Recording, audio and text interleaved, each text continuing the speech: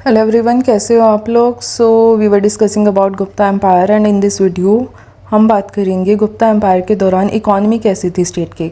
So start करते हैं video. सबसे पहले बात करते हैं कि कई सारे स्कॉलर्स के द्वारा आर्ग्यू किया जाता है कि जो स्टेट थी वो एक्सक्लूसिव ओनर थी लैंड की। मीन्स एक्सक्लूसिवली सिर्फ उन्हीं का ही अधिकार होता था लैंड पे।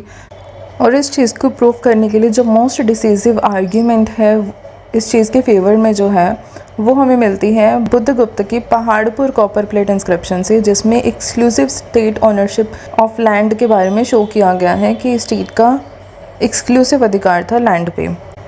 फ्रॉम इकोनॉमिक स्टैंड पॉइंट हम क्लासीफाई कर सकते हैं गुप्ता पीरियड के दौरान जो लैंड होती थी उसको 5 ग्रुप्स में।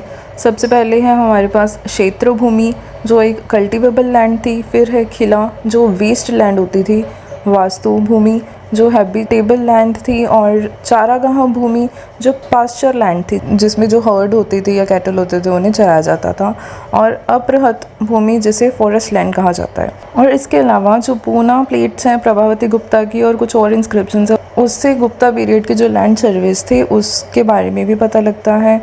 एक ऑफिसर होता था उस समय पुस्तपाल जो मेंटेन करता था सारे जो लैंड ट्रांजैक्शंस होते थे डिस्ट्रिक्ट में उनके रिकॉर्ड्स को।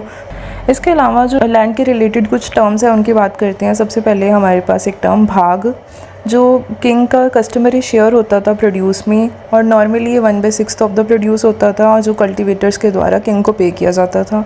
फिर है भोग जो एक periodic supply of fruits, firewood और फ्लावर्स एट्सेट्रा की होती थी जो विलेजर्स किंग को देते थे पीरियोडिकली। उसके बाद एक टर्म है बलि।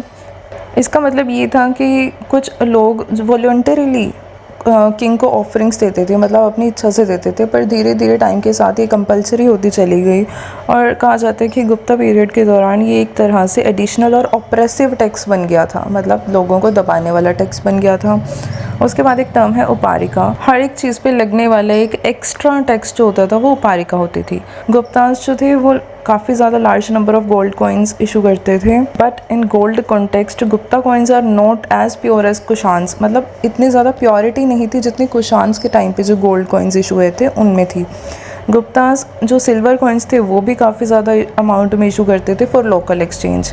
उसके बाद जो गुप्ता पीरियड के कॉपर कॉइन्स हैं उनकी बात करें तो बहुत ही फ्यू नंबर में इशू हुए हैं as compare to Kushans, which shows the use of money did not touch the common people, means common लोगों तक अभी मनी यूज़ करने का जो कंसेप्ट है वो नहीं पहुंचा था।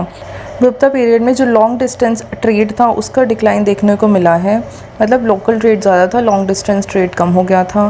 ट्रेड विद जो रोमन एम्पायर था वो भी डिक्लाइन हो गया after 3rd century AD। Indian merchants जो थे मोस्टली वो रिलाई करने लग गए साउथ ईस्ट एशियन ट्रेड के ऊपर।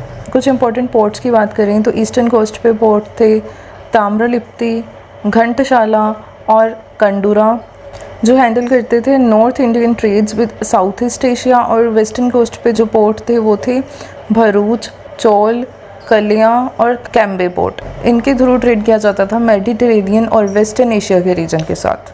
तो ये थी बात about economy of Gupta period. Thank you so much.